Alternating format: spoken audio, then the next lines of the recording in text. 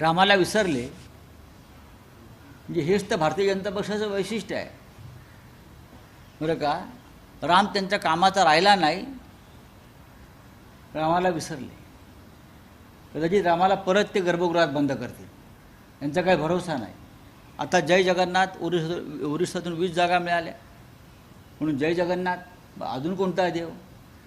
त्यांचं उत्खनन सुरूच असतं देवांच्या बाबतीमध्ये. जो देव पावेल तो त्यांचा देव. जो त्यांना पावेल, मग त्यांना म्हसोबाई चालेल, कोणी चालेल, काही चालेल त्यांना. ते काय हिंदुत्ववादी लोक नाही आहेत, ते बेगडे हिंदुत्ववादी, ढोंगी हिंदुत्ववादी लोक आहेत. त्यांचं धर्मावरती प्रेम नाही आहे. त्यांचं जो देव त्यांना मदत करेल असं वाटतं आहे त्या देवासंदर्भात त्यांची भूमिका बदलत जाते. प्रभू श्रीरामाचं सध्या ते नावही घेत नाहीत, ना प्रधानमंत्री घेत. आता त्यांनी सांगावं, कोणते तुमचे देवेंद्र फडणवीस, ते मागे सांगायचे ना, आम्ही कशी करसेवा केली, मला कसं नागपूरच्यात याच्यावर अटक केली, विमानतळावर आपलं रेल्वे स्टेशनला, मग आम्ही कसे तिकडे पोचलो. आता या कथा सांगतील का?